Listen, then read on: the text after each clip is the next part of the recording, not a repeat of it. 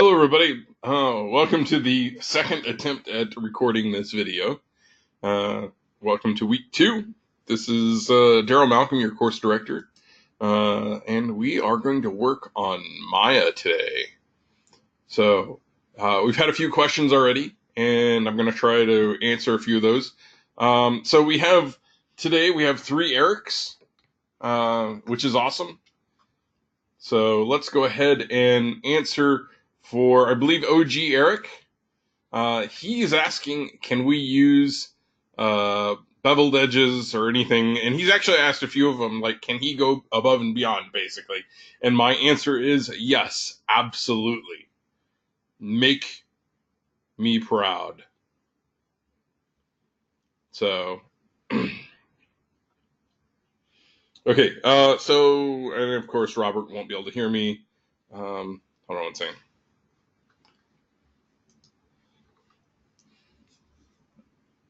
Someone tell Eric or Robert to check his output device.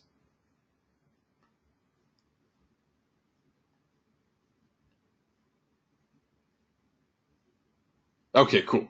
Okay, all right. So let's get started here. Add a picture file again. To what, Garrett? Oh, to Maya. Are you trying to do a texture? Okay, Garrett. I will show you that and many other things along the way on our adventure here to Maya 2016. Dun dun dun. All right, so as we fire up Maya here, two things that might be helpful. First one is that apparently you should probably shut off Discord while you're recording videos and stuff, right? And probably Steam wouldn't be a bad idea either, so cool. All right, one of these days we're going to switch over to Discord and get rid of this GoToTraining garbage. So, all right, so let's go ahead and kind of do some magical things here with Maya. I do too. Actually, I've been loving Discord for quite a little bit here. And if I can get things running, I might be able to do some stuff in Discord. Yeah. I've got to get information put in where I can allow you guys into it through my class. So, yeah. Okay, so we have Maya running here. Let me go ahead and reset it back to the way it is when you first install it, because I want to make sure that you have everything and we all start from the same place. Because there's nothing more frustrating than, like, immediately you're being behind because, excuse me, your instructor's machine is different. Yep, that's exactly what we're going to do. That's what I'm going to do. So if you think that you're okay, cool. You don't have to change anything. So,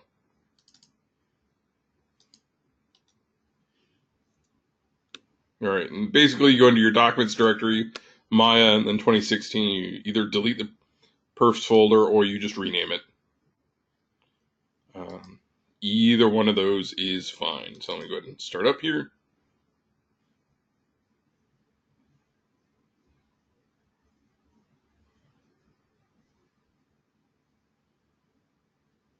There we go. Okay. So, a few things we're going to do here. Obviously, I'm going to uncheck that because I don't need that. All right. So, a few things we're going to check. The first one is I'm going to check to see if all the plugins that I need are loaded. Specifically, one that I had installed during that installer that I made you. And we're going to find that. We're going to go up here to Windows. And then we're going to go down here to Settings/Preferences. Yeah. And then Plugin Manager. All right. I'm going to embiggen this window here. All right. And then I'm going to scroll all the way to the bottom. Just zing it to the bottom there. All right. And I'm going to look for one here that says C program files, Autodesk Mental Ray for Maya 2016 plugins. All right. One other thing you want to do is you want to check both of these, loaded and auto load. If you do not see this Autodesk Mental Ray for Maya 2016, go back and look in the Autodesk folder on your C drive, and one of them inside that should be something labeled something along the lines of Mental Ray, right? So you'll run it and just click OK on everything, and do this while Maya is shut down. Otherwise, you're gonna not have a good time. All right, so we've got this here. We're gonna hit close on this. All right, so I've closed that out. That's cool, right? So we've got plugin. Now we're gonna go here and load some information. I'm assuming that you've already watched all the videos that I recorded.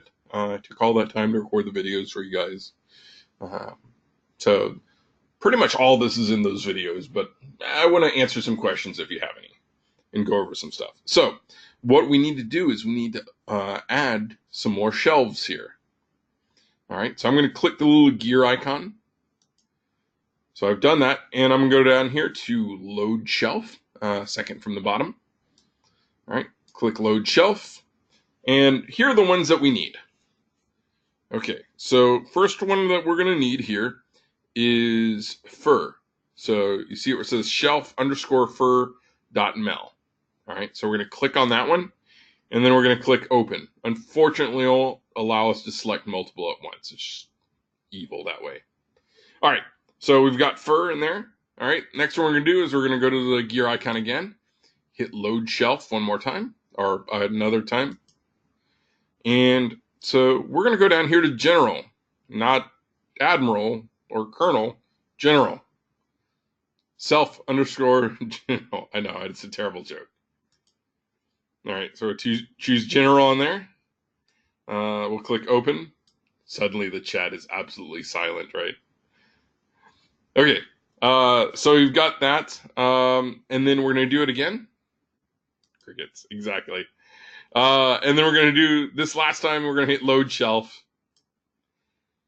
And we are going to look for paint effects. In my case, it's the last one here. Shelf underscore paint effects.mel.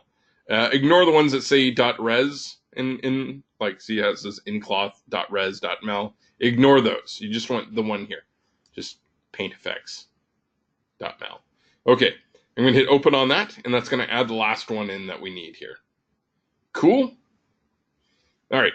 So we are one step from being done on that, and someone's got their hand up.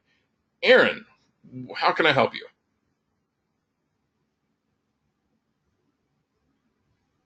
It gave you an error message. What error message did it give you?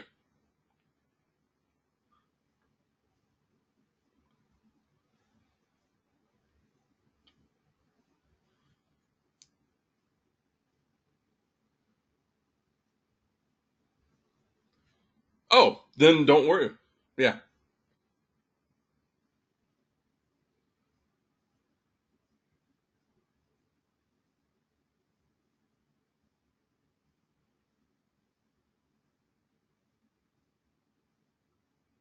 Yeah, it'll show you, if you look down here, it'll show you what the error actually is.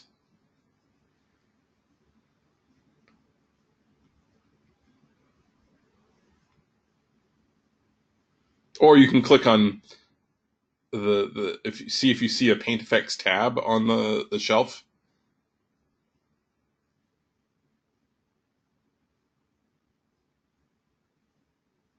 Yep, you're good. It just means you already have it. Thank you, gentlemen, Brandon and Eric. Thank you. I appreciate your help on that. Okay, so yeah, we've got these three new ones here: paint effects, general, and fur. All right, so we're going to use those kind of along the way. All right, but what I want to do is I want to click over here on polygons real quick, so we're kind of in the starting position here. Okay, let me go ahead and go over here real quick. Using the wrong mouse. Okay, cool with that. All right, let's go ahead and move on here. Quick review of simple movement here. So normally you'll think, you kind of want to rotate, you'll, left mouse drag and, oh, hey, that's not what I want to do. That's a marquee selection. What you want to use is the Option key if you're on a Mac keyboard. I believe it's the Alt on a PC keyboard. And left mouse drag allow you to rotate. Cool. All right. So you only need to hold down the Option key until you start dragging for the first time on it. So you can let go. As long as you don't let go of your mouse, you can continue to rotate. Cool. All right. So we have that. And like I said in the intro video, on day one, you need a 3-button mouse. That third button can be, most mice will have kind of like this button that's hidden by your scroll wheel. So if you press down on your scroll wheel and you feel kind of a click, that is a middle mouse button. All right. We don't use it too much outside of Maya, but yeah.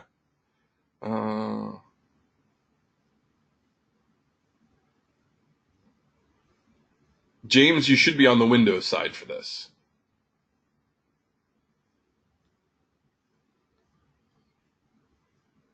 Yeah.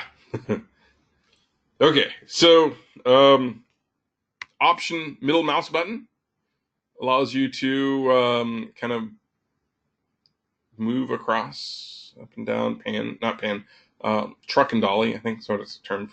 Yeah. Yeah, not a problem, James. Okay, so again, once you start dragging it, you can let go of the Option key. It'll be fine. And Option and right mouse allows you to have a nice smooth zoom. Even though GoToTraining's not showing it as a nice smooth zoom, it really is. And you can use your scroll wheel with a kind of a clicky zoom. GoToTraining is actually showing that properly. Cool. So even if you don't have clicky on your mouse, it'll still do that.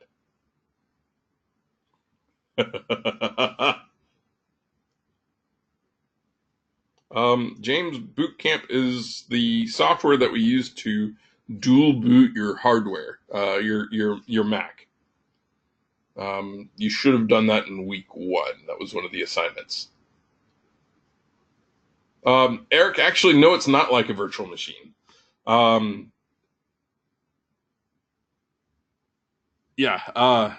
It's actually Windows is running directly on your hardware.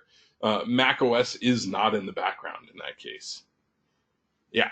So basically, a Mac is a PC with an extra little chip in it that says, "Hey, yes, I'm allowed to run Mac OS." Well, yeah, it does. I mean, it has its uses, but yeah. All right. So again, Option left mouse, rotate. Option middle mouse, kind of truck and dolly. Option right mouse allows you to nice smooth zoom. And scroll wheel gives you a clunky zoom. Okay. All right, so we've got that. One of the other things that I like to do immediately, because if we start using the stuff up here, if I click on like this cube, it's just going to drop in a cube there, and then we'll have to pretty much immediately start modifying that. So let me go ahead and delete that real quick. And the way I like doing this is I like go here to create, going up to create, and then polygon primitives. Yeah. And go down here, you see where it says interactive creation. So it's the second to the last one, interactive creation. Click on that. All right, so now, this is actually pretty cool. So I'm going to grab the cube again, but it's going to say drag the base on the grid and then pull up for height. All right. So we're going to drag on this base here. and then we're going to pull up for height. So I can immediately start customizing that the way I need it. Cool? All right, let me delete that, and we're going to do it again. And I want to show you something here so you can see what's going on here. I'm going to do this one more time. So I'm going to pull across here. All right, and you notice here that when I'm dragging across like that, the cube has these kind of like slashy lines across it, right? Well, you've seen this before. Not as much in modern video games, but maybe in older video games. It's what it's called Z fighting. So Z fighting is where you get two objects that are in the same space as each other, and your video card doesn't know who to draw first. It's like, you guys are really close. I can't tell which one it is. So if you've seen older games where, like there's like a poster on the wall, or maybe there's a mark that, a gun left on the wall, and you've walked up to it and you see it kind of flickering, that's because the video card can't decide which should be first. So when a computer is doing that, when a computer is doing converting the 3D world into a 2D representation for your screen. So your screen is a 2D object, right? Even though it looks like we're looking into a 3D world, we're still seeing it in 2D, right? Well, it has to take all that 3D data and basically flatten it out so we can see it, so it can paint it on the screen. Even in VR, you're still getting that flattening out. So even though you're seeing it in 3D, it's really just 2D displays showing it to you. So this is part of that operation. It's going, all right, so I have to make this work, and I have to paint it. Think about it like, you see this when the people paint like advertisements on like the windows at a restaurant or whatever, where they start with the colors that are up front, and they start painting that in, they paint stuff in behind it, and they keep going. That's exactly the same way it is. Or similar, sorry. Actually, it's in the reverse. Come to think of it. Sorry. Think Bob Ross. So how does Bob Ross paint? How did he paint his paintings, right? So he started off with the happy sky, right? So way off in the background, we start off with the sky, and then he went to the happy mountains, and then maybe another, and then trees in front of it, and occasionally he would go back and add something in, but that's not very, not very common, was it? So this is the same way your computer has to do it. It has to paint things in a certain order. So and that's what's happening here. It's like, I don't know how to handle this, so it doesn't do it very well. Cool. All right, so we've got that in. Let's go ahead and jump around here real quick, and we're going to talk about different types of selection. Right now, by default, we are in what is called object selection mode. So object selection mode is exactly what it says. It sounds like it allows you to select whole objects. All right, that's not the only way we can do things. Not the only way we can select things. So let me go ahead and create this box here. Okay, pull up for height. Oh, don't be a jerk. Okay. So we have this lovely box here. It is made up of a few different parts here. One of the key things to remember about 3D graphics in a computer is that when you break things down to the most minimal parts, everything is drawn in triangles eventually. All right. There are ways to draw things in non-triangle shapes, but 98% of the time it's broken down to triangles. But you can even go in and encode and add in quads and stuff like that. But eventually it'll end up being triangles, because triangles are really efficient for computers to draw in, and they're very fast. All right. So This box here is actually made up of 2 triangles per side. So I can't remember which way it is right now, but it's either slit down this way, so there's a triangle here and a triangle here, or it's slit down this way and there's a triangle here or a triangle here. And we'll be able to see it when we kind of manipulate stuff. All right, and that requires each corner to be defined. There is an object called a vertex. So a vertex basically contains information, things like position in X, Y, and Z, maybe color, and if you have it textured UV coordinates, as in X, Y, Z, and U and V, as in the letters, right? Not ultraviolet. Okay, so we've got one here. We've got a vertex here. We've got a vertex here. We've got a vertex here and a vertex here. Yes, it is. So we're going to jump into the different modes here. So right now we're in object selection mode, and we're going to modify this. We're going to modify these vertices. All right. So what we need to do is, if you're on the Mac, by default, the display doesn't show you the function keys, the FN or the F keys. So you need to hold down the FN key. You can take that key however you want to think about it. The FN key. All right, so when you hold down the FN key, you'll get access to the F keys. All right. So F1 through F12. All right. If you're on a PC keyboard, you probably already have access to without holding a key. Good for you. All right. So we are going to hit the F9 key. So you need to continue to hold down the FN key and hit F9. All right. Now we are in vertex selection mode. And you can see that we are in vertex selection mode, that the outline is this nice light blue color, right? And the corners have these red boxes. All right. So I'm going to drag select these 2 corners here. All right. And you'll see that they turn yellow. That means they have been selected. And if you've watched the videos, if you look over on the left-hand side, we have our normal tools here. I'm going to grab the move tool here, and I'm going to drag this up. All right, so I'm going to drag that up, and I have changed the size of this. So I've kind of reshaped this.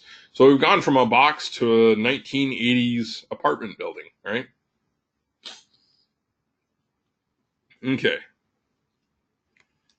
So there we have it.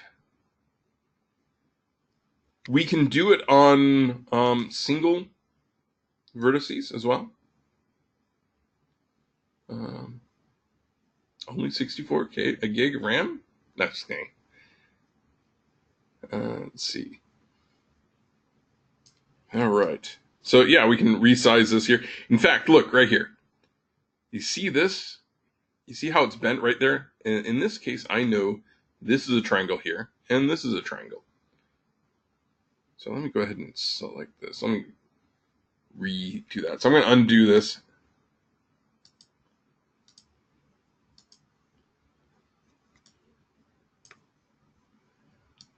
And pull that down like that. All right, so what it used to do is it wouldn't, with 6 cards, right? So what it's done here is it's actually flipped the triangles, so which is cool. It used to not do that years and years ago, so yeah. This allows us to go in here and readjust this. See, actually, that's what it's kind of doing right there. You see how it's kind of flipping out? So it's trying to decide on how it wants to bend it.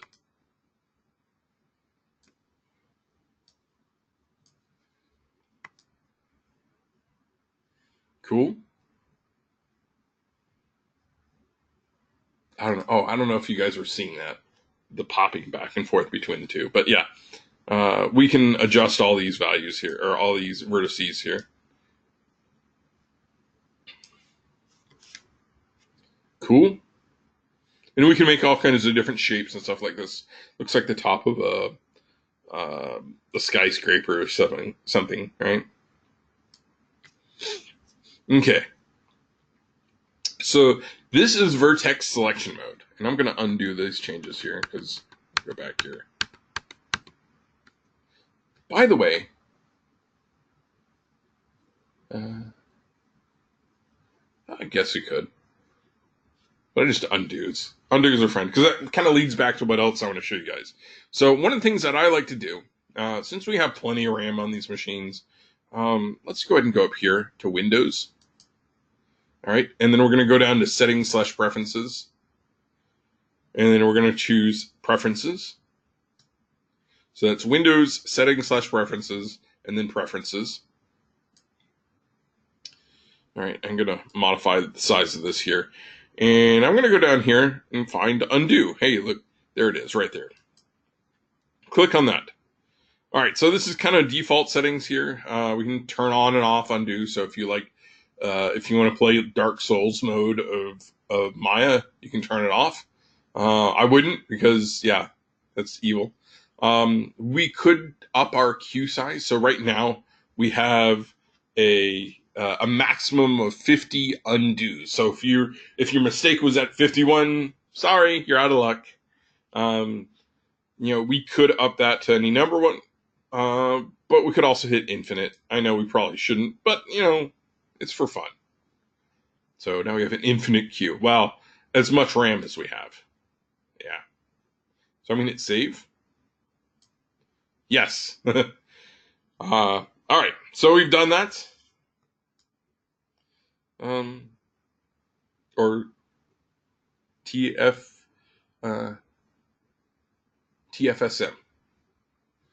Okay. So we've got this. We're in vertex editing mode. All right. So if F9 is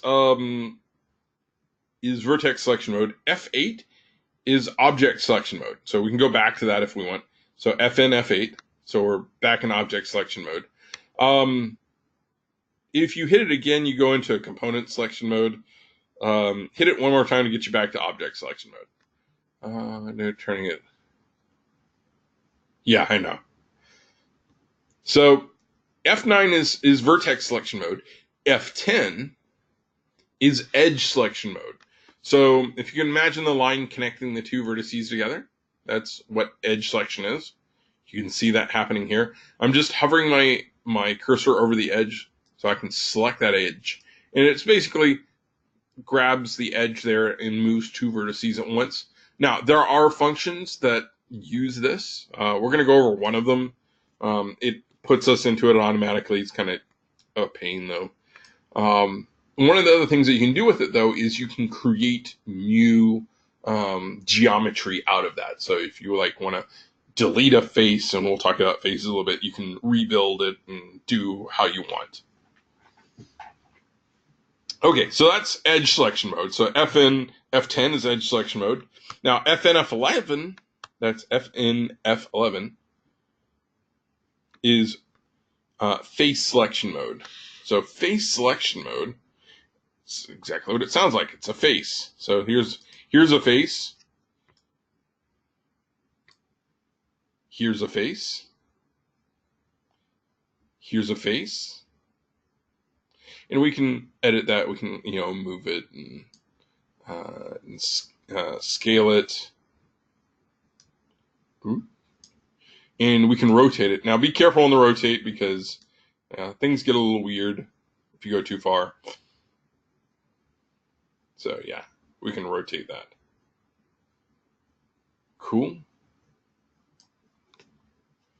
Okay, so we've got those. I'm going to delete this object. Face selection mode, Aaron. That's what F11 was.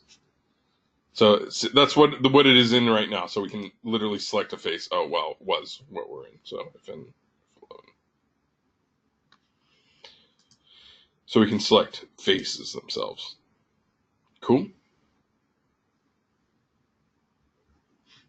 All right.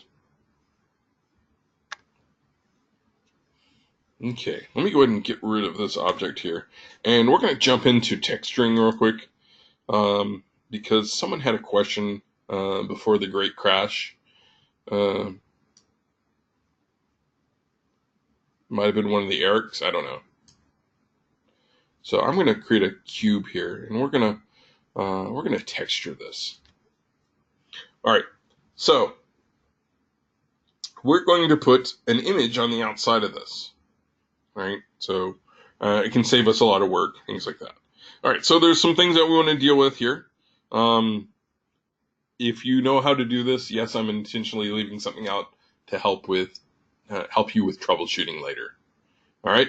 So what I want to do is I want to change the layout of stuff here. Technically, just said you're in orthographic. Okay, so click this button right here,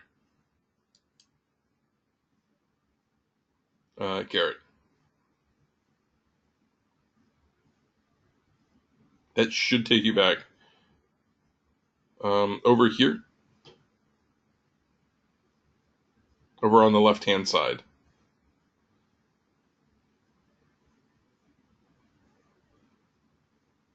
Okay, cool. Okay, well, now that you've clicked that, I'm going to have you click another one. It's not the one right below it, but the one below that. So it's the second one down here, or third one down. Cool. You're going to click that, and that's going to open up this side piece here. All right. I'm going to resize this a little bit. So I'm going to put my cursor in between the line there and drag it out a little bit. All right. So I like doing this because it makes it easier to handle working later on. You don't have to do this, but yeah. Okay. So now we're going to convert this to a different display. Right now it is in the hierarchy mode, where you can see objects and arrange them and all kinds of cool things. But I want this in the UV editor mode. So I'm going to go up here to panels, that's panel plural, and then I'm going to go down here to just under the break, the first break, where it says panel.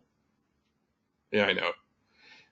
And then we're going to go down here to the UV editor. All right, so panels, panel, and then UV editor. All right. All right, so that's converted this over here. All right, so I'm going to zoom out a little bit. And this is a view of our box here. Basically, what's happened is someone's taken a box cutter and cut it in a way that it unravels, but everything's still attached to each other. Excuse me. All right. So we've got it in this mode. Right now, there is nothing attached to it. All right. So let's go ahead and texture this. So texturing is the act of applying an image to the outside of an object. So let's go ahead and right-click on our object over here on the right-hand side. Right-click and hold. All right. So this is our right-click menu. This is going to be a real pain without an actual mouse. So I'm going to right-click and hold, and I'm going to go down here to assign new material. You see, right here it says assign new material. All right, so I'm going to let go on that. All right, that's going to pop this window open here. Okay, so this is our choice of how things are going to look, kind of visual properties of it. All right, so we're going to choose Lambert. So it's like the most benign type out there. So we're going to choose Lambert. All right, so we've got that. Now, if you look over here, I have the attribute editor open. All right, so this is the type of material that is called Lambert. Lambert's actually a long dead mathematician's last name. All right. So we can change things about this, like we can set the color. So if I click on the little box here under color, I can set that to red if I wanted to. Or any color that I wanted here. And you'll notice it's changing on the object, right? So these are what are called vertex colors, all right? It actually doesn't have to do too much with actual textures. It's kind of cheating. Very few people use this. All right, so I'm going to undo that. Control Z. And what I'm going to do is, though, we're going to go over here to the right-hand side. So you see this, we have this kind of slider bar in between. And on the right, far right-hand side, we have this checkerboard object here. See that? We're going to click on that. All right, that's going to pop open another window.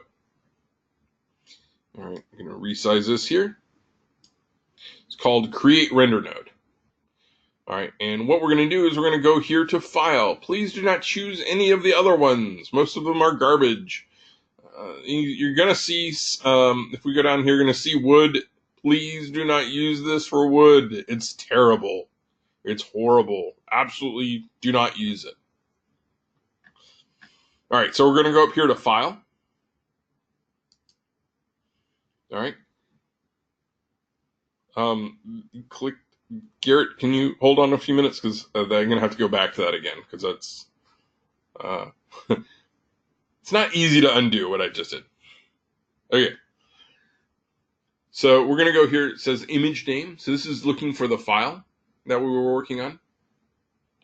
All right. So that we want to load. So I'm going to click the little file folder here, and we're going to go find what we want to attach to it. So I'm going to go to my desktop here. All right, and let's go to old desktop in my case. All right, and I'm going to choose textures. And let's see. Let's find, where is it? SpongeBob HD wallpaper. So the one I had you downloaded. All right, so you'll notice that there's nothing displaying here, even though it's going, hey, there's something here. That's because we don't have the textures turned on. So it's not displaying it, even though it's showing it over here and stuff. So let me resize this just a little bit because I kind of got it to go away. Yes, we could hit 6, but most people aren't going to remember that. So what we're going to do is we're going to go over here to the little sphere with the checkerboard on it. So think of the checkerboard as kind of like textures. All right, so we're going to click on that. And it will show our object there. It is now textured. All right, so you only have to do that once in the scene. Okay, cool, Garrett. So now we have our box textured. We have taken this image and wrapped it all around it. And you can see over here, it may be difficult to see the light line on here. So what we can do is we can go up here and click this right below it. So it has a little, it's like, is it really like that? Let me check. Hold on. It looks like, a file hasn't loaded on the internet or on your web browser. You know what I'm talking about? It kind of looks like that. Well, I guess kind of like that. So yeah, here, let me turn my camera for a second. Maybe. Here we go. Hi guys. So yeah. So it looks kind of like that almost, except it doesn't have the, I got some Cards Against Humanity. So it looks kind of like that, but without the break.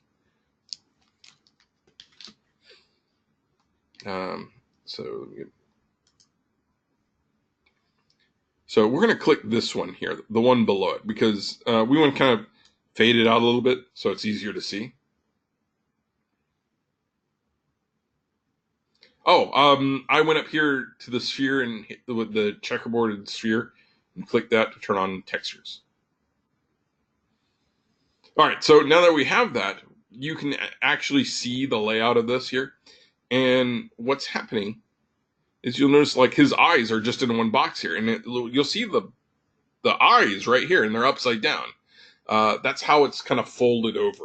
And if we look at the top, we'll have the mouth on there. You see that? So we're not using the entire image. All right, so let's go ahead and fix this. Now, this might be fine for certain textures, but right now, for me, it's not fine. I'm going to show you how to kind of mess with this stuff here. So, like we have vertex editing mode and edge, or vertex selection mode and edge selection mode and phase selection mode, we have what is called UV editing mode. So if we hit FN F12, we can go into UV editing mode. Now, we don't mess with it over here too much. We mess with it over here mostly. So I'm going to drag select all of these right there. Okay, so now they're all selected, kind of hard to see, but it's there's green corners on them. And we can use our tools over here. So I'm going to use the scaling tool here. And I'm going to grab the yellow thing in the middle. This has nothing to do with the color. This is to scale both axes at once. So I'm going to drag this until this is exactly wide as one is the image. Now, don't worry, it's going off the edge. Oops. Don't worry that it's going off the edge. That's fine. This image repeats. There we go. So we've got that. And you'll notice his face is halfway on the edge here because it's split between the two there. So I'm going to move this.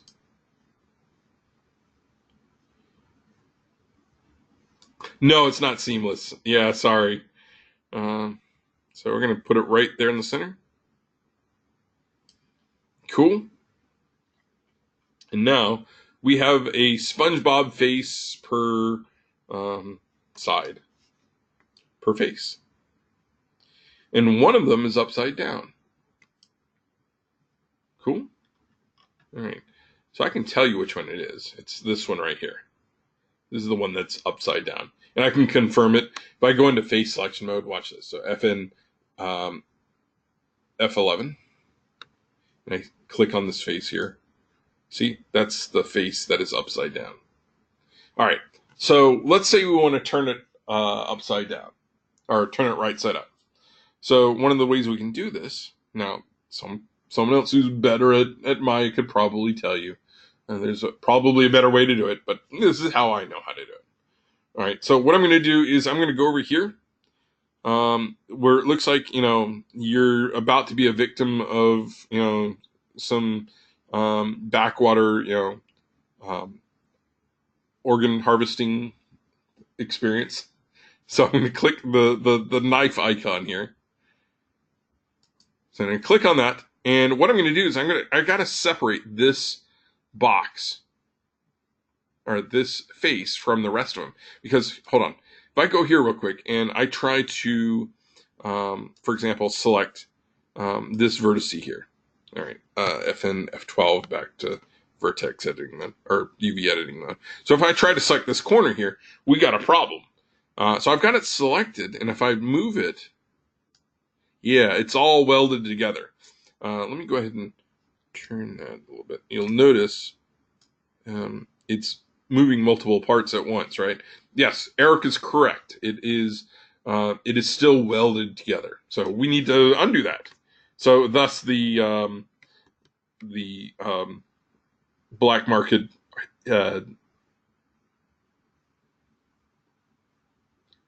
harvesting organ harvesting icon there, right? So I'm going to click that, and I'm going to draw in between these two here. Doink. And it's separated them there. All right, I'm going to do that here as well. All right, and technically, sometimes you need to do it here as well. All right, and along this edge too. Cool. Now, that should allow us to do this. So, here's the thing. When you use that tool, it puts you into edge selection mode. That's not what we want. I'm going to do FN F12 to go back into UV editing mode. All right, so I've got this one selected, and you see I can move that, see? All right, the reason why this is important is because it'll allow me to select all four of these and rotate them. All right, so I could use the rotation tool, but this is actually better here. So these look like undo and redo buttons, but they're not. They actually rotate your UVs. So I'm going to rotate them. So you have to click it 4 times. All right, and now it's right side up. Cool. There is a way to attach them, but we're not going to deal with that. All right, so I'm going to drag select these again, and I'm going to use the move tool to kind of put it back there. All right, so one thing you may notice is this tool is a little too big, right? There's a joke in there somewhere, right? Um, it we need to shrink it down to be more useful, or sometimes it's too small, and we need to make it bigger. If we use the plus and minus keys, it'll allow us to resize that.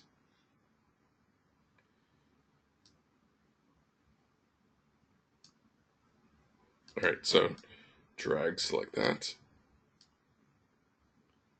Here we go. All right, so we're going to do it here.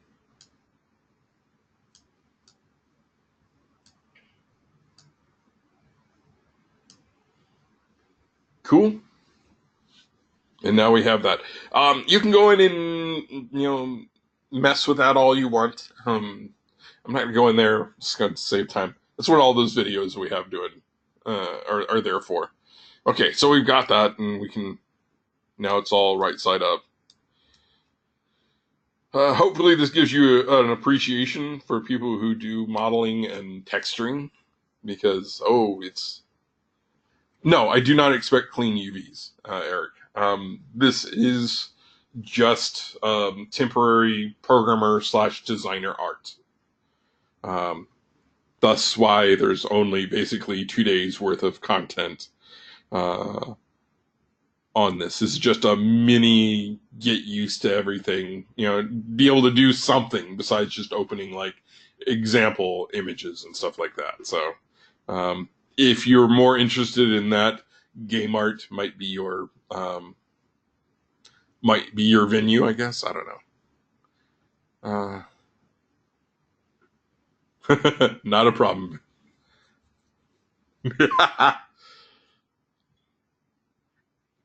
Yeah. So I'm going to show you a few other things here.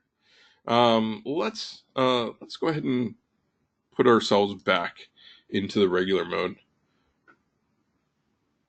Well, good. You're probably better at it than I am. So, all right. So we have our object here. We're going to go into FN F8 to go back to object selection mode. Let me go ahead and increase the size of the tool there so it's easier to deal with stuff. One of the things I want to show you here real quick is if we go here to General real quick, the General tab, there's a tool on here that's quite useful. It is this one right here. So it's the sphere inside of the cube with the rotatey things here. I'm going to click that. And this gives us the Universal Manipulator. So the Universal Manipulator allows you to do things like move your object, allows you to resize it in many different ways, allows you to rotate by hand, all with the same tool. And what's even more cool is you'll notice these numbers here, right? If we click on the number, we can actually change it. So I can click on it and press 5, for example. I'll make it 5 units wide. There's this one right here. Click on it, and then we make this 4 units tall. And right now it says 3.7. We're going to make that 4 units deep. Cool. So it allows you to go in, allows you to go in and hand edit these things really easily.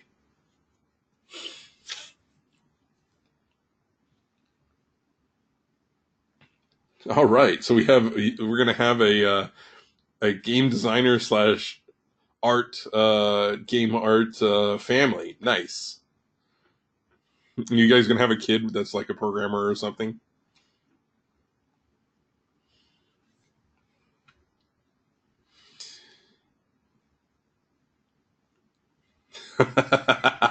Well, then you need to have another daughter that's a programmer.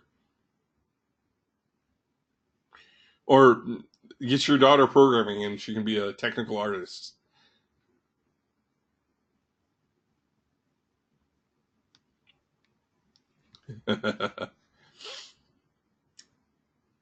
Brandon, we're not going to get much into.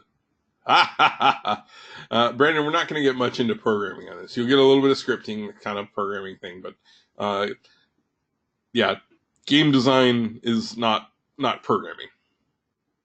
If you want that, we've got an on-campus version of it. That's actually, I was a graduate of that one, the game development degree. I loved it to death. It was awesome. Yep, that's game dev. All right, so that's a really cool tool, isn't it? Now, one of the other things I want to show you here is the Paint Effects tool. Now, this is something, it's more for Eric. Yeah, I would suggest doing that before you get your master's. Trust me, it'll be a lot easier if you do that. Yeah, because masters will build on both of those.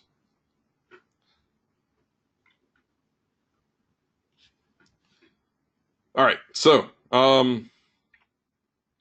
yeah, not a problem. Like I said, I've done that, and the other thing, I did the game dev degree, and I've done the mobile gaming masters, and I'm very happy that I did that first because yeah, it helps a lot. Okay, so the other thing I want to show you here is Paint Effects. So Paint Effects is really just for visuals. This is quite inappropriate for game engines. Everything we've done so far is okay to import into, or is just fine to import into like Unity or Unreal or any of the other game engines. This thing I'm going to show you here is more for visual. So if you're creating like a storyboard or whatever, this will be perfect for it. All right. This is going to create millions and millions of polygons.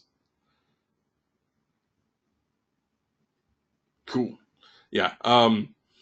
This is going to create millions and millions of polygons, and it is quite inappropriate for a game engine to deal with. So just keep that in mind. All right. So what I'm going to do is I make sure I click on the Paint Effects tab here, and in this case, I'm going to add some grass around this. All right. So I'm going to click on that. Click on the grass clump here. It's like this green grass clump. All right, so I'm going to click on that, and I'm going to move down here, and by default, it paints on the grid or on the grid plane. So it's okay, you can go outside of it and still paint. So I'm going to start drawing here. So this has a almost 50-50 chance of working and not working. We'll see. Yay, it works. Okay, so, well, it would work anyways, it just wouldn't show up until you let go of it. So it creates the grass leaning in the direction that you're painting. All right, and yes, those are individual blades of grass. And there are multiple polygons. Yeah, you don't have to do that anymore. Well, yeah, you still do if you want to paint something besides the ground plane. But if we're just doing like a should I put it, a visual here, ground plane's fine. All right, so we've got that here. Now, a few of you are probably cringing, like, oh, this is terrible, don't do this. Yeah, I'm showing you for a reason. All right, so I've got that here. I've kind of filled this in a lot. Well, we've got to. All right, so I'm going to let go of this, and eventually you'll notice it's going to turn like this hideous green, like that. That means it's selected. Now, Eric was like, don't convert it to polys. Well, we kind of need to. The problem is Mental Ray. Mental Ray will not render it without being converted to polygons, and without being in Mental Ray, it's going to look like garbage. So, that garbage that you have out on the curb right now that's been in the hot sun for about a week, the day after the last garbage collection happened, so it's a nice stinky. Yes. So we don't want that. So what I'm going to do here is I'm going to convert this from a paint effect, which is kind of like internal Maya stuff, into polygons. Yep.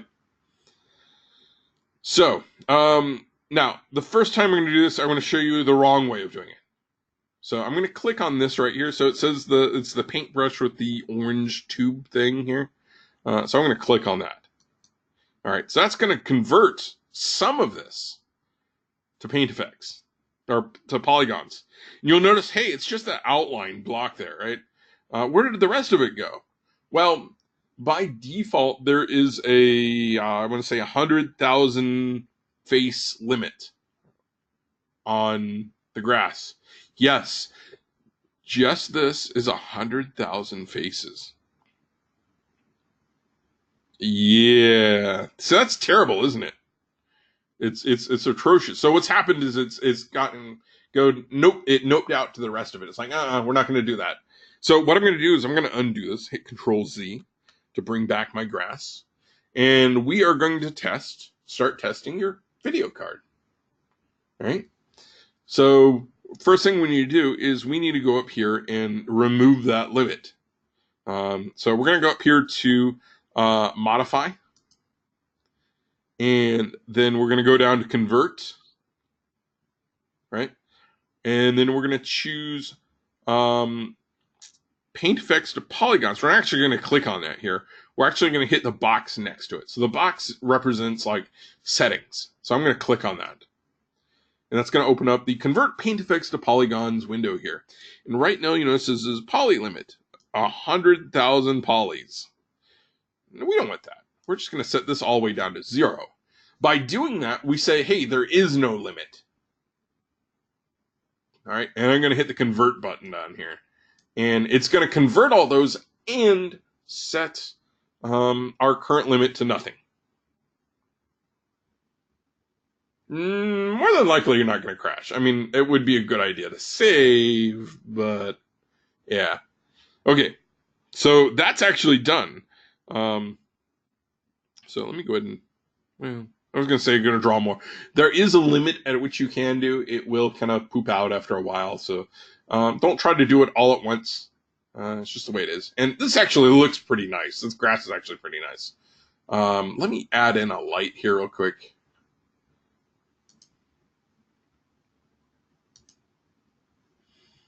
Okay, move that light so it's easier to edit.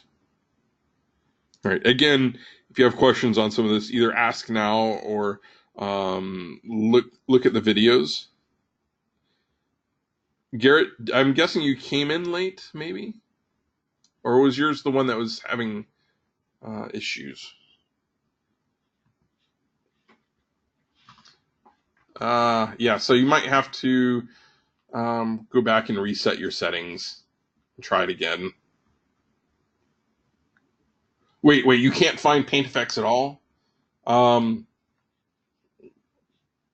Okay, so go up here to Windows and then Settings/Preferences. And then choose Plugin Manager. And then scroll all the way to the bottom and see if you see something called Mental Ray for Maya 2016.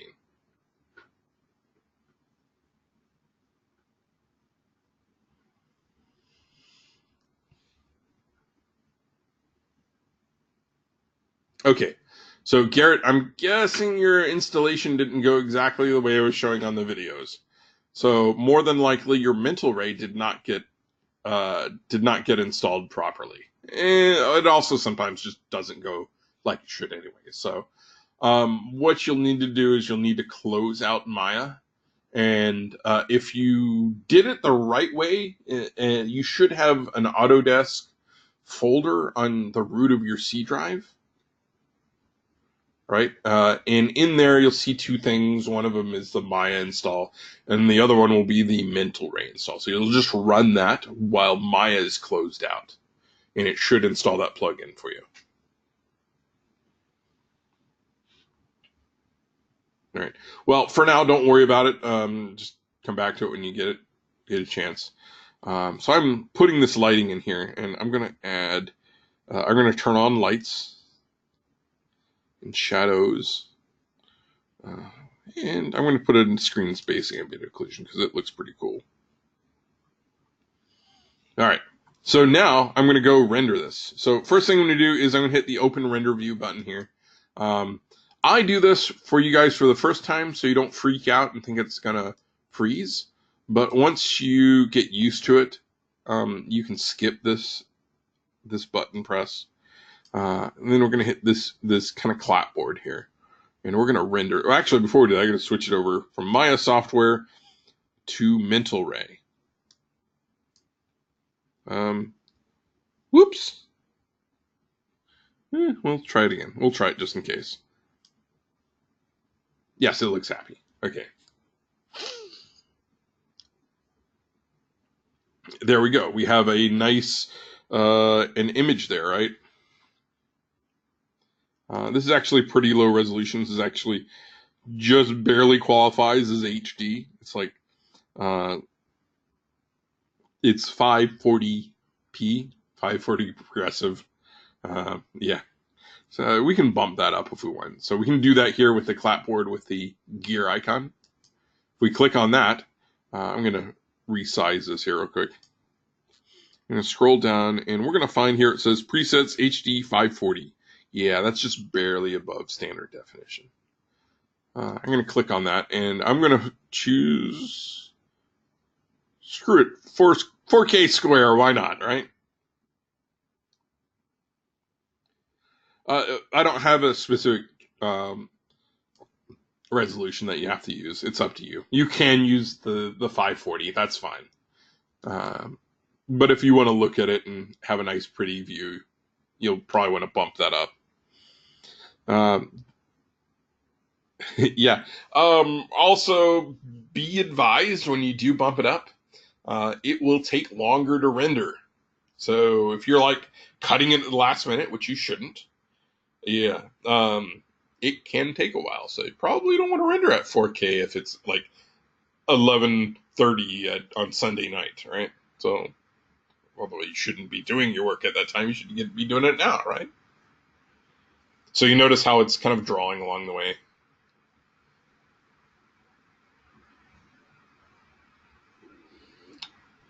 Yeah, just like Grandpa used to say, if you're not early, you're late.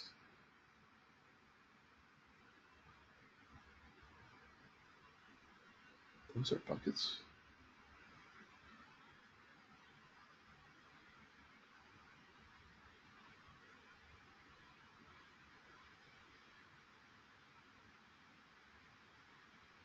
Oh, I guess so. There we go. See, there's a 4K rendering,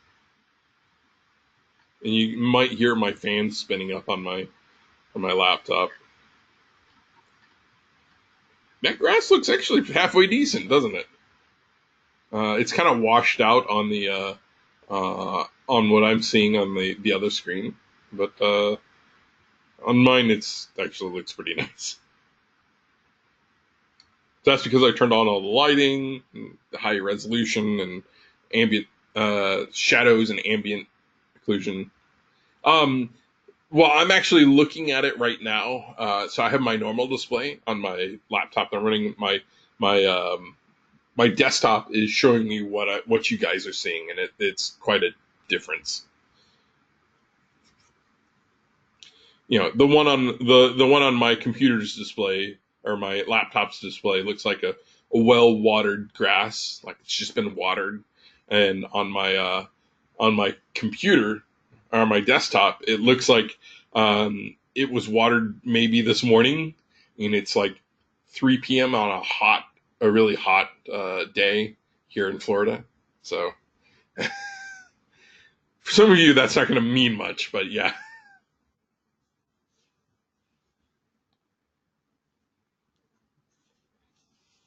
So, all right. So that's Paint Effects. Let me go ahead and show you one other thing here real quick. Um, by the way, let's see. I can't really read that right now, but let's see. Yeah, that's 1.6 here. I'm going to click up here to the 1:1. So this is resolution, my screen resolution right there, zoomed in. So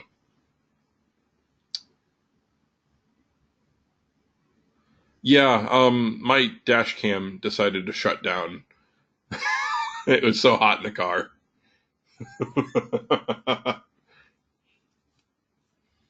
I think it was showing 96 outside.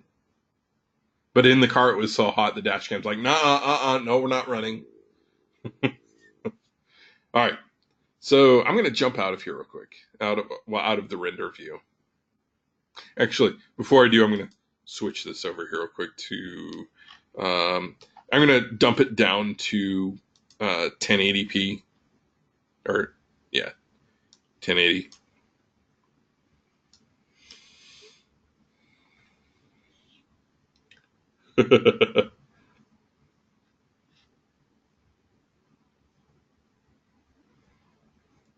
Oh, 80 would be nice.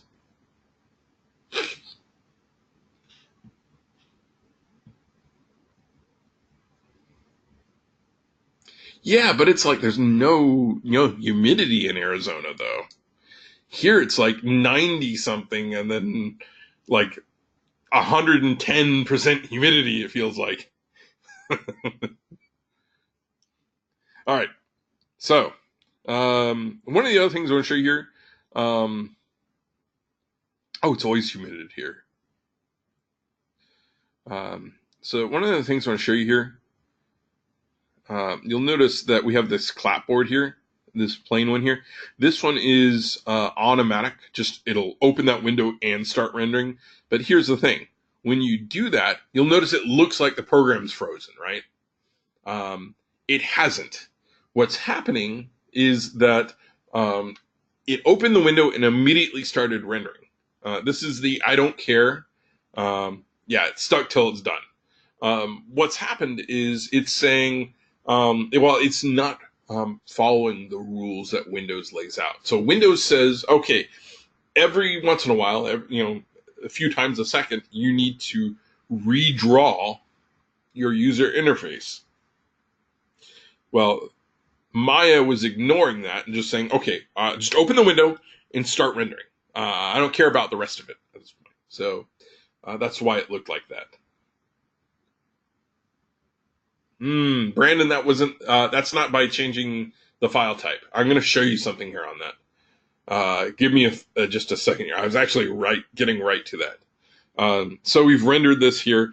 And Brandon's thing was also, why did changing the file type to PNG make the image I rendered darker than normal? All right. That's a function of, here, let's go ahead and jump here. I'm going to save this. I'm going to choose save image here. And changing this, we're going to set this we're going to change it from the most useless file format ever, alias pics here, to PNG. All right. So what's happening when you save this, there are two modes. Now, you might not see this here because usually, as I remember, it's like by default, it looks kind of like this. You're like, I can't see anything there. So you need to pull this out. And there are two modes. There's a save raw image. So what this does is it saves it in an HDR style format. There's more range in that than what we normally see. So what you need to do is you need to change this from save raw image to save color managed image. It's just the way I describe it, but it's probably something else. And by changing it to save color managed image, it will save it properly. So here, I'll show you here. All right, we'll save this as color. Actually, drop it on the desktop. .png. All right, and I'll save it again as raw.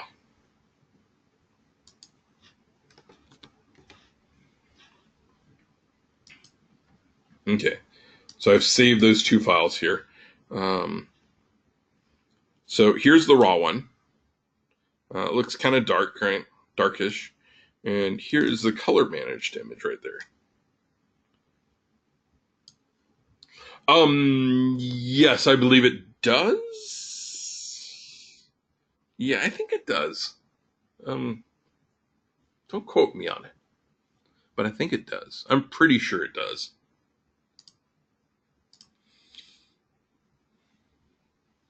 Cool.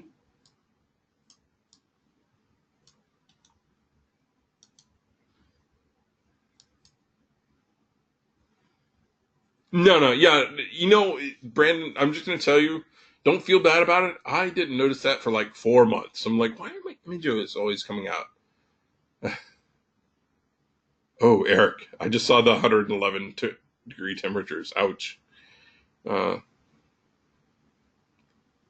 all right. Ooh. Okay. All right. So let's go back here real quick. All right, I'm gonna close that out. Oh, so paint effects. So remember how I was saying you can paint on the grid? I believe OG Eric, said something about uh, setting the surface. Yeah. So if I wanted to paint on SpongeBob here, I have to tell it that I have to make the surface paintable. So I'm going to select the object itself. All right, so I'm have the object selected here, and we're gonna choose the most evil icon ever. So the make paintable is this paintbrush with 2 blue balls painting 1 purple. All right, so I'm gonna click on that. All right, and that's now made this. That's made this object paintable. So I'm gonna go back here to the grass. And now I can paint on this surface.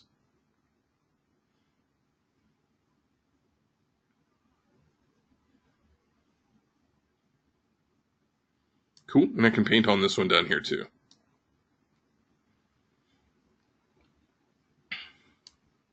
Yeah. Oh, actually, I can do that.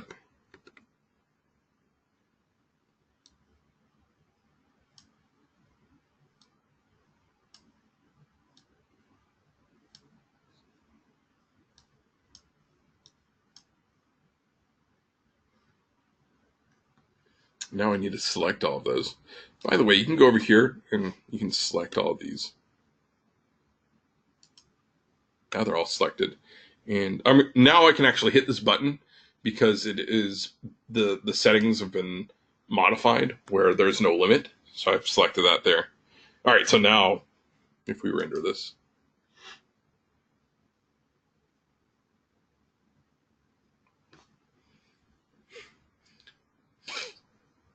and now he has kind of this really scraggly beard, I guess.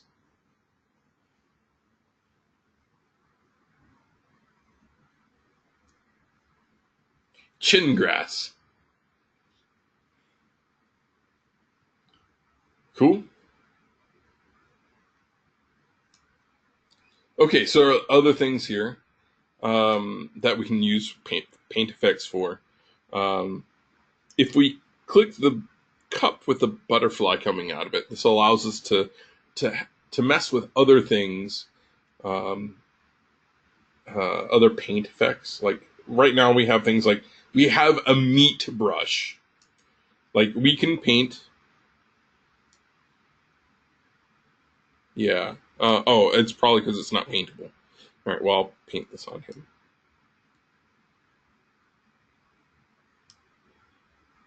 All right, and make that paint.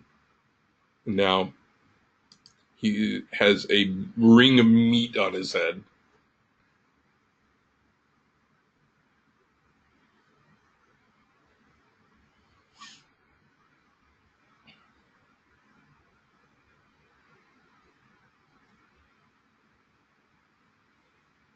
This is getting more and more weird, isn't it? All right, I mean, we can do other things with that as well. But like I said, if we click on the cup with the butterfly coming out of it, it pops open a window called the visor. And what this allows us to do is we can select different things. Like, let's say we want to create a tree. We can click on Trees Mesh here. And I'm going to choose Oak White Leafy Heavy right here. Now, make sure when you're selecting one of these, you don't select one of the forest ones unless you're doing like far off trees and you're painting them far off, because those are meant to be far away. So I'm going to choose Oak White Leafy Heavy right here. And now I'm going to go over here And I'm going to give him like a little tiny tree on his head. All right. And of course we can paint effects to polygons on that. So there is now a tree sitting in a ring of meat, wow, on SpongeBob's head.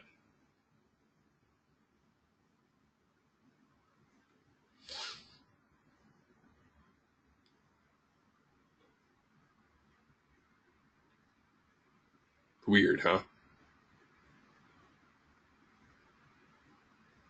Okay, so let's say you don't want to wait for this to complete its render. Like it's taking forever. You're like, oh, I know I messed this up. I need to re-render it anyways. If you hit the escape key, it will eventually stop on its own. Although I want to see the rest of this tree rendered, so I think I would just let it finish. There we go. That is so weird. All right.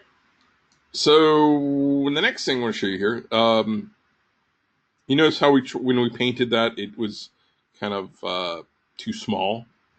And one of the things that we can do is if we hold down B and kind of start dragging. Oh, I probably need to select the tree again.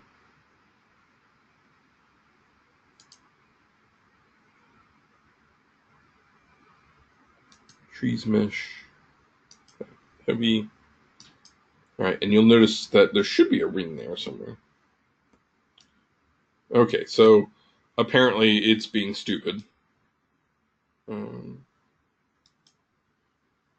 Okay, so am I still painting? Oh yeah, thank you, Brandon. You're right. Brandon is correct. I'm painting on the box still. You know what? Let me just go ahead and throw down a plane. Thank you, Brandon. Throw down a box here, and I'm going to make it paintable as well.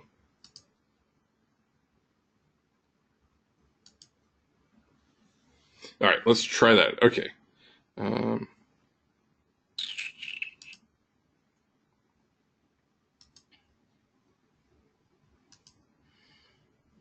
Okay, so we've got that. You'll notice that circle there, or the sphere, the red sphere, that's going to be the size of that's going to be the size of our base of our tree, the stump. All right. So if I hold down B and I left mouse drag, I can resize that. Thank you, Windows.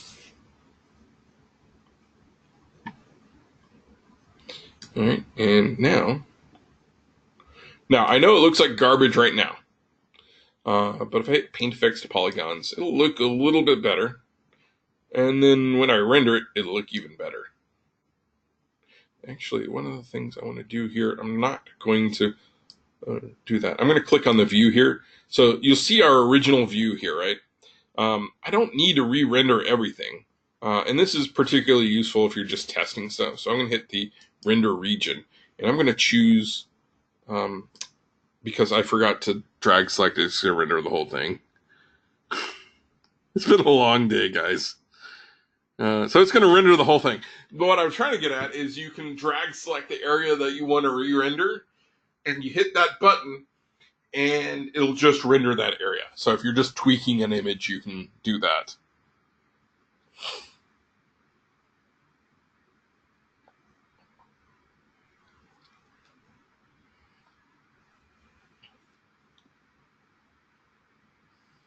Cool.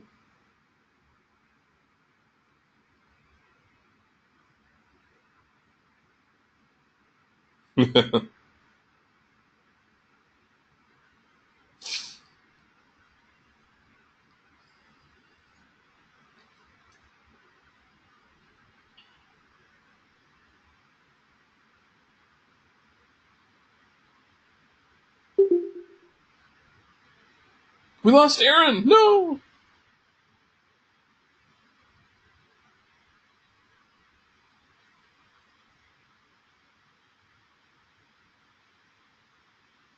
There we go. So here's the thing. Like I said, if we wanted to update just a certain area, you can drag select it here and just re-render that area. So we hit the render region, it'll just re-render that area.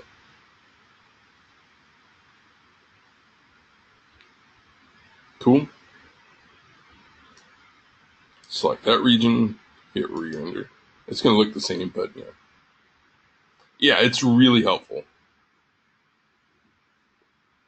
Especially if you're just adjusting things. And you probably don't want to do your final render that way because something might affect other things in other areas. So just do that as kind of the test to help you figure out if it's looking right. Okay. All right, let's move on to one last thing I want to talk about here real quick. All right, let's go ahead and jump here real quick. I really like that. I'm going to save this. Well, okay, so I'm going to do two things. So I'm going to save this here and desktop and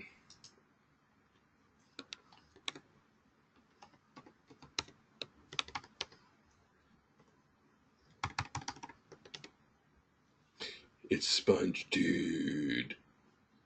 All right, so I'm going to save that.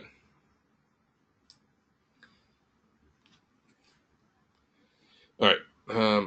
Oh yeah, I guess I should talk about this. So when you save stuff, you're saving it as a student version. The reason why we were able to get the free version of it was because this is a student version. You may not use this to make items or assets for a commercial product. They want you to learn how to use it and get hooked on it, and then later on, they want your company that you're working for to buy it. So yeah, the thing is, when you save a file in or rent it, yes, we'll talk about that later. When you save it, basically your file is infected with the fact that it was dealt with on a student version. Internally, it's marked. There is a way around it, but I'm not going to tell you how to do that. That would be improper of me, but it is out there. It is marked as a student version. So even if you created it initially in the paid version and someone came and took your file and made a minor modification and saved it, that file is now marked as being worked on in the student version, right? So that's a no-no. All right. So I'm going to hit continue on here. Now, one of the things, you may or may not have had Maya crash on you, right? It happens. It's just the way Maya is. And the worst part is, like, you can tell when it's about to happen. Like, you have that feeling things are not quite working right, and it's like going, oh crap, I think it's going to crash. And then, like, a minute later, you do. Yes, you sometimes can recover saved files. Sometimes. But one of the times that Maya likes to crash is during saving. So what happens when Maya crashes while you're saving?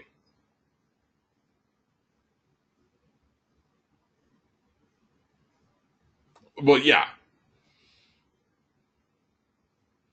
Brandon, what happened when it crashed while you were saving? All your stuff went bye-bye, didn't it? Yeah. So, they know about this, and it's not just like one problem, but it just happens. So, yes, exactly. Eric is absolutely correct. You should use the increment and save right here. So what it does is it doesn't bother with saving over the one you have. It creates a new file and saves as another version of it. So right now this is it saying, oh, you haven't made any changes. But yeah, you hit increment and save, and it'll create it as whatever it is .0001.mb. Yes. So you can also save your butt by using version control as well. So if you save your stuff and then you you commit your file, and then after you save it the first time, you add it to your version control and commit that, and then check it out so you can edit it. Yeah. One of the other things also I wanted to warn you about, when you're opening, if you open a file like by double clicking on it, not by opening Maya and opening it, or actually sometimes that happens too. You might see a dialog box asking you, do you want to save your work before continuing? Don't do it. Because I have seen where, it's just, you double click on the file to open it up, and it ends up overwriting. Yeah, it ends up overwriting your stuff with a blank file. Eric, I usually just hit, don't save. Yeah, it'll save an empty scene over what you did. Yeah. RIP. Right? All right, I'm going to hit new scene here real quick, and I'm going to show you why I added fur in here. So one of the things that we can do, if you're not quite as interested in the pretty grass, but you want full grass, so I'm going to select this here, make sure it's all selected there. I'm going to go up here to fur, and I'm going to click on the grass one here.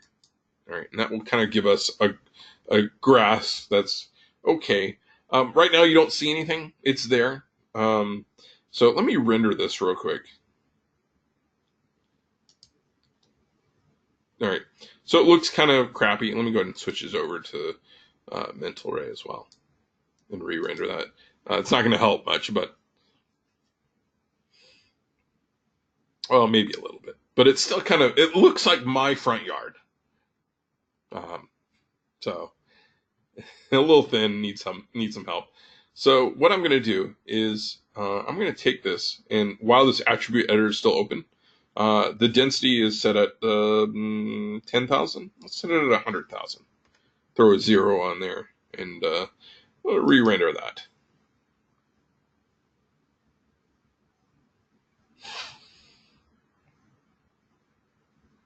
And hey, look, it's a lot slower, right? But it's a lot fuller too.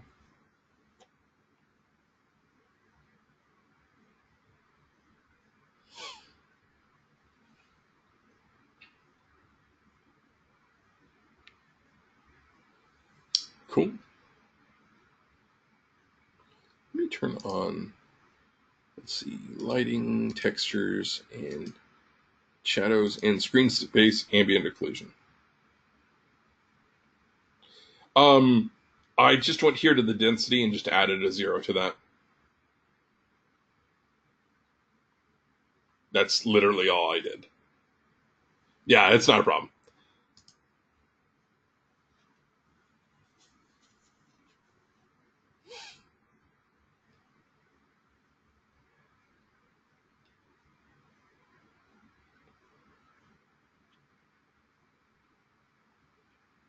It looks a little different, not much, but it's there.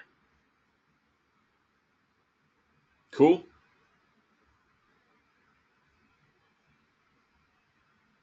All right, does anybody have any other questions you'd like to ask?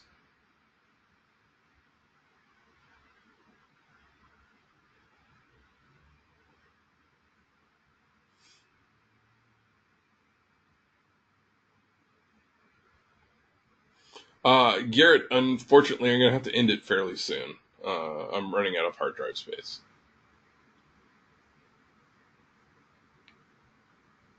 Since I had to switch over to my laptop, I don't have a lot of hard drive space free.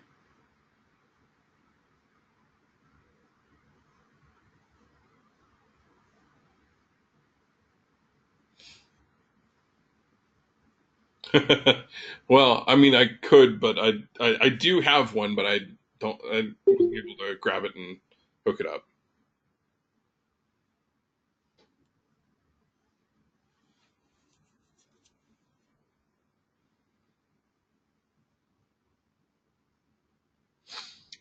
Garrett, go ahead and start typing your question, and we'll. Yeah, yeah, same thing. Got a cheap, actually two passport drives. One of them is my Mac backup side, so for the Mac side, so I can use Time Machine on that. And I got another one that what was it? Seagate had a, was it Seagate or Western Digital? One of those. They created one of the this basically it's a place to store all your photos, and it had a little screen on it, and it was really cool. Um, and you dump all your pictures to it, and you can pull them up, whatever. And it was cloud connected. Yes, yes, it was Western Digital. Yeah, uh, it was cloud connected, and they decided to shut down the cloud service. And of course, the device becomes completely useless. Uh, so yeah, in we're sorry we're shutting your stuff down, even though you just bought it like less than a year ago. Um, it they sent out a terabyte drive. Can I move my files to a different drive? It depends on the files, Eric. Um, so yeah, it depends on the files. So if it's like data files, sure. Like if you're saving your work off to a different drive, absolutely. Programs are a little bit different story. You might have to reinstall it.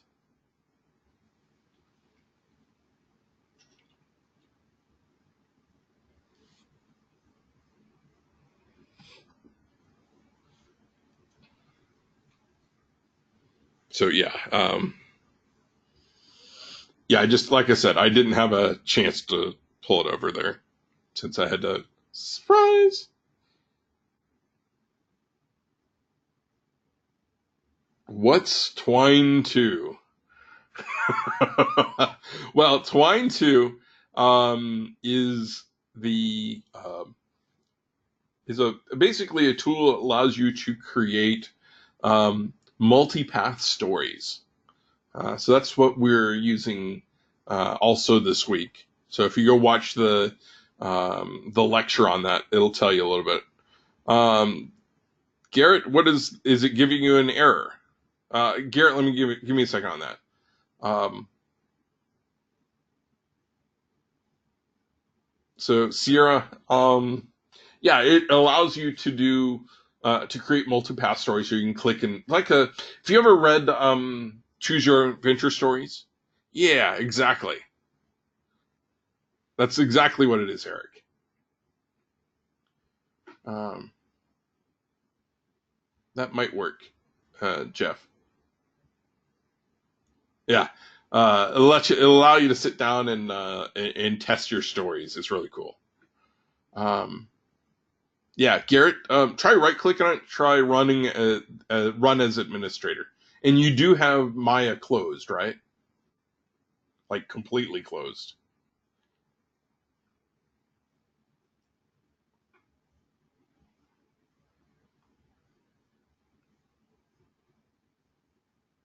All right. Is it what kind of error is it giving you?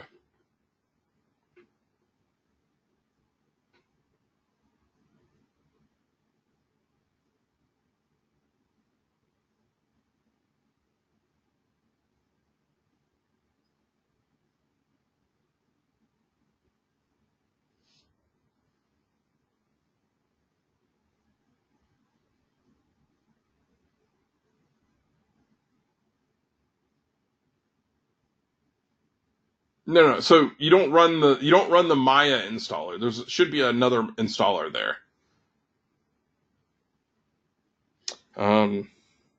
Let me see if I still have it on my drive here.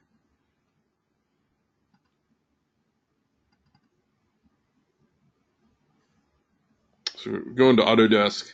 There should be two here. So the Autodesk Maya and the Mental Ray plugin. Let me close this out.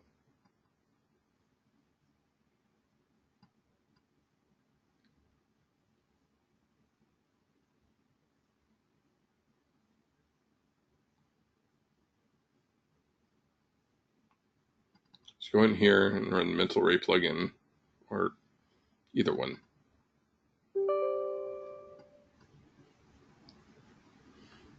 All right, so I accept. Next. Okay, so it says, is it giving you this?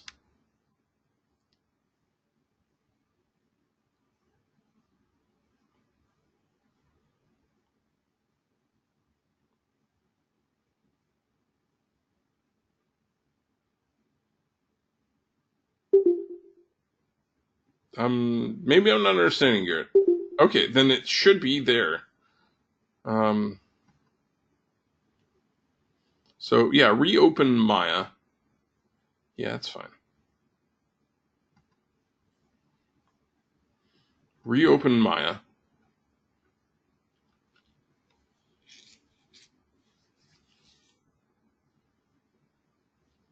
Come on.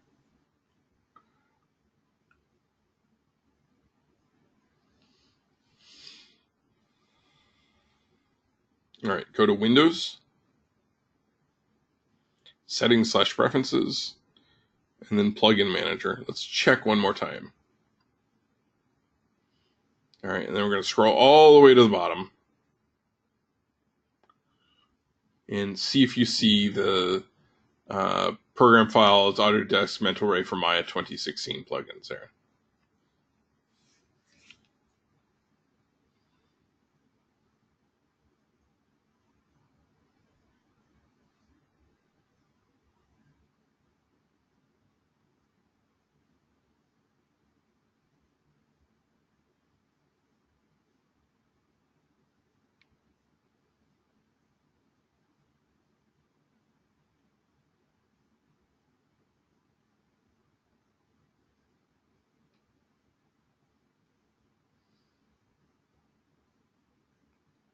Okay, so those of you who are watching recorded, I'm going to go ahead and end the recording now. So have fun. If you have issues, email me or your instructor. We should be able to answer your question here. So have fun.